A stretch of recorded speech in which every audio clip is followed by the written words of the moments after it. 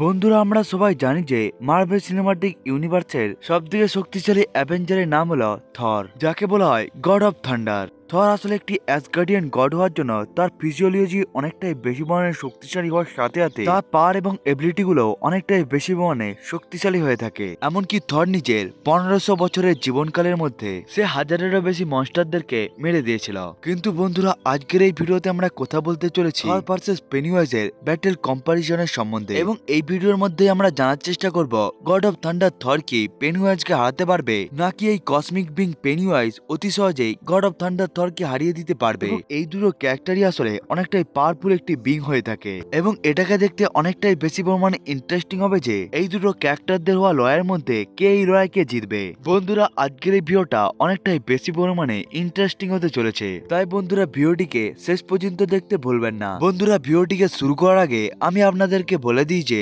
আপনারা যদি এই চ্যানেলে নতুন এসে থাকেন তাহলে চ্যানেলটিকে সাবস্ক্রাইব করবেন, এবং ভিডিওটা ভালো লাগলে লাইক করতেও ভুলবেন না। সব থেকে প্রথমে পেনিওয়াইজের পাওয়ার এবং এবিলিটি সম্বন্ধে জেনে নেওয়া যাক। বন্ধুরা পেনিওয়াইজ আসলে একটি এনসেন্ট টাইমের এলিয়েন, যাকে আপনারা সবাই এলড্রিচ মনস্টারও বলতে পারেন, যে আসলে বিলংস করে স্টিফেন কিং এর সেলিং এবং অ্যাওয়ার্ড উইনিং নোবেল আইটি থেকে, এবং এটিকে নিয়ে অনেকগুলো মুভি এবং টিভি সিরিজকে বানানো হয়েছিল। তার মধ্যে দুটো মুভির নাম হলো আইটি চ্যাপ্টার 1 এবং চ্যাপ্টার 2, এবং এই দুটো মুভির নামকে তো আপনারা শুনেই থাকবেন। এবার যদি আমরা পেনিওয়াইজের পাওয়ারের সম্বন্ধে কথা বলি, পেনিওয়াইজ আসলে একটি কসমিক এন্টিটি। বন্ধুরা এটি আসলে একটি এনসেন্ট টাইমের কসমিক এন্টিটি ছিল, যে আসলে পৃথিবীর মধ্যে অনেক বছর আগে এসেছিল, এবং সে একটি শহর ড্যারিব্যানের মধ্যে বাচ্চাদেরকে নিজের শিকার বানাতো প্রত্যেক 27 বছর অন্তর অন্তর, এবং যখন যখন সে বাচ্চাদেরকে খেতে আসতো ততবারই মাস লেভেলের কিলিং চলতো। এবার যদি আমরা পেনিওয়াইজের পাওয়ার সম্বন্ধে কথা বলি, তাহলে তার কাছে রয়েছে টেলিপ্যাথিক, যে আসলে অন্যের ইমোশনকে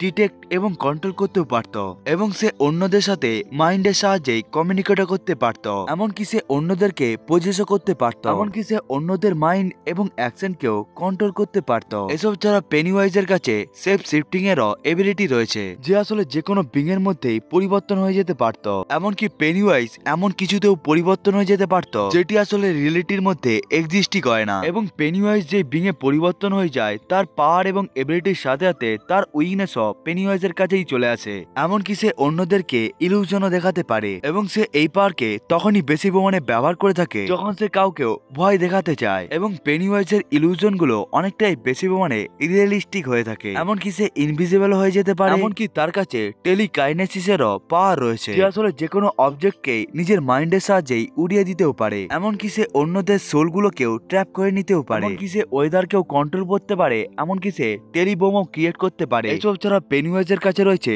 super human strength, durability, speed এবং ইনভারবিলিটি। এই জন্য পেনিওয়াইজকে ইনজেক্ট করা অনেকটা একটি কঠিন কাজ, এমনকি পেনিওয়াইজ কোনো বিংকে মারার আগে ওই বিংকে তার সবথেকে বেশি পরিমাণে ভয়ের জিনিসকে দেখিয়ে থাকে, যেই জিনিসটিকে দেখে সামনের বিংটি সবথেকে বেশি পরিমাণে ভয় পায়, পেনিওয়াইজ হয় ওই জিনিসটির ইলুশন দেখাবে, অথবা পেনিওয়াইজ ওই জিনিসের মধ্যেই ট্রান্সফার হয়ে ওখানে আসবে, এবং পেনিওয়াইজের অপোনেন্টরা যতবারই এটির প্রভাবে ভয় পাবে ততবারই পেনিওয়াইজ এর প্রভাবে আরো বেশি পরিমাণে শক্তিশালী হয়ে যাবে। এবং আপনারা যে পেনিওয়াইজের জোকারের অবতারকে দেখতে পান সেটি আসলে পেনিওয়াইজের অরিজিনাল ফর্ম নয়। পেনিওয়াইজের আসল ফর্ম হলো 3টি ডেড লাইট স্পট, যেটিকে দেখতে অনেকটাই অরেঞ্জ এবং ইয়েলিশ বলে মনে হয়, এবং কোনো বিং যদি সোজাভাবে এই ডেড লাইট গুলোকে দেখে নেয় এর প্রভাবে সেই বিংটি একেবারে প্যারালাইজ হয়ে যাবে, অথবা তার একেবারে মৃত্যু হয়ে যেতে পারে। বন্ধুরা এখানে তো আমরা কথা বললাম পেনিওয়াইজের পাওয়ার এবং এবিলিটির সম্বন্ধে। বন্ধুরা আসা যাক গড অফ থান্ডার থরের কাছে। থর আসলে একটি অ্যাসগার্ডিয়ান গড, যার ফলে তার কাছে অ্যাসগার্ডিয়ান ফিজিওলজি রয়েছে, এমনকি থর হলো অর্ধেক অ্যাসগার্ডিয়ান তার বাবার তরফ থেকে, এবং সে হাফ এল্ডার গড তার মায়ের তরফ থেকে। এই জন্য তার কাছে অসাধারণ লেভেলের পাওয়ার এবং এবিলিটিও এসে যায়। এর মধ্যে যে এবিলিটিটি সব থেকে প্রথমে আছে তার নাম হলো সুপার হিউম্যান স্ট্রেংথ। মার্বেল কমিকের মধ্যে আমাদেরকে যেই থরের স্ট্রেংথকে দেখানো হয়েছিল সেটি নিয়ারলি প্রায় লিমিটলেস হয়ে থাকে, কারণ থর প্রত্যেকবারই মার্বেল কমিকের মধ্যে নিজের পাওয়ারকে সারপাস করে দেয়, এবং এরপরে সে নতুন একটি ফিটসকেও জেনারেট করে দেয়। এসব ছাড়াও থরের কাছে স্ট্রেংথের সাথে সাথে তার কাছে সুপার হিউম্যান স্পিডও রয়েছে, এমনকি কমিকের মধ্যে কুইক সিলভার, যে আসলে অনেকটাই বেশি পরিমাণে ফাস্টেস্ট বিং হয়ে থাকে, তাকেও থর টেক ডাউন করে দিয়েছিল নিজের স্পিডের সাহায্যে। এমনকি কিছু কিছু পরিস্থিতির সময় থর ওই সমস্ত অবজেক্ট গুলোকেও ধরে নিয়েছিল যারা আসলে স্পিড অফ লাইটের থেকেও ফাস্ট হয়ে থাকতো। মার্বেল কমিকের মধ্যে থরের স্পিডের লিমিটকে তো আমাদেরকে দেখানো হয়নি, কিন্তু এরপরে আমরা জানতে পেরেছিলাম থর পৃথিবীর মধ্যে সনিক স্পিডের সাহায্যে ট্রাভেল করতে পারে, পারে, কিন্তু সে মহাকাশ থেকে পৃথিবীর দূরত্বকে কয়েক সেকেন্ডের মধ্যে পূরণ করে নিতেও পারে। কারণ এটি এই জন্যই মিওনির পেস এবং টাইমকে একে অপরের সাথে জুড়িয়ে দেয়, যার ফলে মার্ভেল কমিকের মধ্যে একবার থর টাইম ট্রাভেলও করেছিল। এমনকি থর অনেকটা দূর থেকে সেন্স করে নিতে পারে যে তার সমস্ত প্রকার অপোনেন্ট গুলোকে, এবং সুপারম্যানের কাছে যেই সমস্ত সেন্সেস গুলো রয়েছে তার থেকেও বেশি প্রমাণে সুপিরিয়র হয়ে থাকে থরের সেন্সার গুলো, কারণ সে কুইক সিলভারকে সেন্স করে নিয়ে টেক ডাউনও করতে পেরে গিয়েছিল। এমনকি মার্ভেল কমিকের মধ্যে কুইক সিলভার স্পিড অফ লাইটের সাহায্যেও মুভ করতে পেরেছিল। এমনকি থর অনেক বছর ধরে না খেয়ে এবং না ঘুমিয়ে অনেকটা লম্বা সময়ের জন্য লড়াই করতে পারে, এমনকি সে সার্ভাইভও করে নিতে পারে। কিন্তু এর মানে এই নয় যে থরের কোন রকম খাবারের দরকার নেই, থরেরও অনেকটাই বেশি প্রমাণে খাবারের দরকার হয়ে থাকে। কিন্তু এমন যদি পরিস্থিতি এসে যায় যেখানে থর কোন রকম খাবার কেউ পাচ্ছে না, এমনকি সে কোনোভাবে ঘুমাতেও পারছে না, তখন থর একটি লম্বা সময়ের জন্য ওই সিচুয়েশনের মধ্যেই নিজেকে বাঁচিয়ে রাখতে পারবে। এবং এটির এক্সাম্পলকে আমরা কমিকের মধ্যেও দেখতে পেয়েছিলাম, কারণ সে 1 বছর ধরে ফ্রস্ট জাইন্ট মনস্টারদের সাথে লড়াই করেছিল না হাঁপিয়ে এবং না খেয়ে। এই কারণে গড অফ থান্ডার থরের কাছে সুপার হিউম্যান স্ট্যামিনাও রয়েছে। থরের পাওয়ারের সাথে সাথে তার স্ট্যামিনাও আনলিমিটেড হয়ে থাকে। এমনকি আমাদেরকে কমিকের মধ্যেও বলা হয়নি যে থরের আসল স্ট্যামিনা কতটা। এসব ছাড়াও থরের কাছে ইনভারবিলিটিও রয়েছে, এবং এটি এই জন্যই কারণ সে হলো ওডিনের ছেলে। এমনকি পৃথিবীর মধ্যে থাকা কোনো প্রকারের টক্সিন এবং ডিজিজ থেকেও সে পুরোপুরি ভাবেই ইমিউন হয়ে থাকে। এমনকি সে এক্সট্রিমলি হিটকেও সহ্য করে নিতে পারে। এসব ছাড়াও থরের স্কিনটি ইনপেনিট্রেবল হয়ে থাকে, অর্থাৎ মানুষের কোন রকম হাতিয়ার দিয়েই থরের স্কিনকে কাট করা যাবে না। এমনকি মার্ভেল কমিকের মধ্যে একবার একটি সুপার ভিলেন থরকে সূর্যের মধ্যেও ফেলিয়ে দিয়েছিল, কিন্তু এরপরেও থরের কিছুই হয়নি। এমনকি থর প্ল্যানেটের ভারগুলোকেও অতি সহজেই সহ্য করে নিতে পারে। এমনই তার কমিকের মধ্যে ডিউরেবিলিটির অনেকটাই বেশি মানে ফিটস রয়েছে। কি ইউনিভার্সের মধ্যে থাকা সমস্ত ল্যাঙ্গুয়েজ গুলোকে থর বুঝতেও পারে এবং বলতেও পারে। এমনকি থরের কাছে আর্থ কন্ট্রোলেরও পাওয়ার রয়েছে, এবং এই পাওয়ারকে থর পেয়েছিল তার মায়ের অরিজিনের কাছ থেকে, যার ফলে সে পৃথিবীর কিছুটা অংশকে কন্ট্রোল পর্যন্ত করতে পারে। থর নিজের পাওয়ার গুলোকে কালেক্ট করে একটি গড ব্লাস্টকেও প্রডিউস করতে পারে, যেটি আসলে অনেকটাই বেশি মানে একটি ডিস্ট্রাকটিভ ব্লাস্ট হতে পারে। এবং ওই ব্লাস্টটি এতটাই বেশি মানে শক্তিশালী হয়ে থাকে যে যেটি আসলে যে কোনো বিংকেই অতি সহজে ডিস্ট্রয় করে দিতে পারে। এমনকি সে কম্ব্যাটের দিকেও অনেকটাই বেশি মানে মাস্টার, অর্থাৎ সে যে কোনো ধরনের অস্ত্রকেই খুবই ভালোভাবে চালাতেও পারে। এমনকি সে হ্যান্ড টু হ্যান্ড ব্যাটেলেও অনেকটাই বেশি মানে এক্সপার্ট। এসব ছাড়াও থর আসলে একটি ওয়ারিয়ার, এই জন্য তার কাছে 1000 বছরেরও বেশি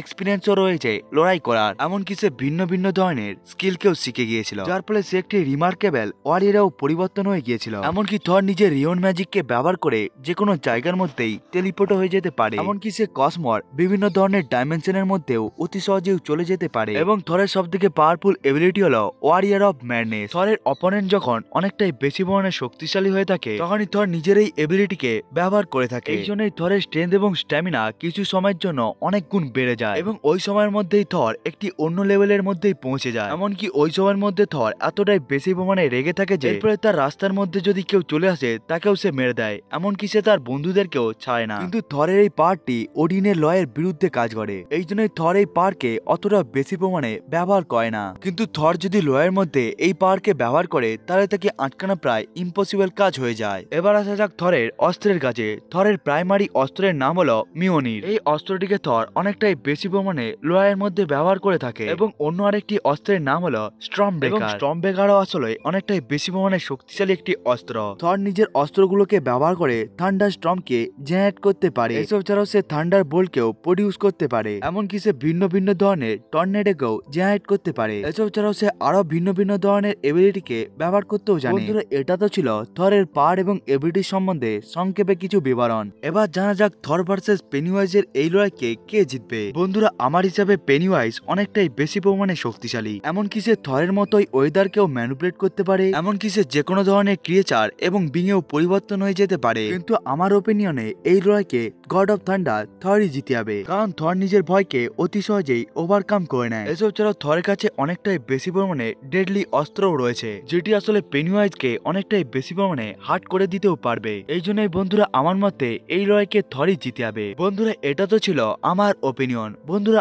আপনাদের কি মনে হয় থর ভার্সেস পেনিওয়াইজের এই লড়াইকে কে জিতবে সেটিকে বন্ধুরা আপনারা কমেন্ট করে বলতে ভুলবেন না। বন্ধুরা, আজকের এই ভিডিওটা কেমন লাগলো সেটিকেও আপনারা কমেন্ট করে বলতে ভুলবেন না। বন্ধুরা, আজকের এই ভিডিওটা এতটা পর্যন্তই। দেখা হচ্ছে অন্য একটি ভিডিওতে, ততক্ষণের জন্য বাই বাই।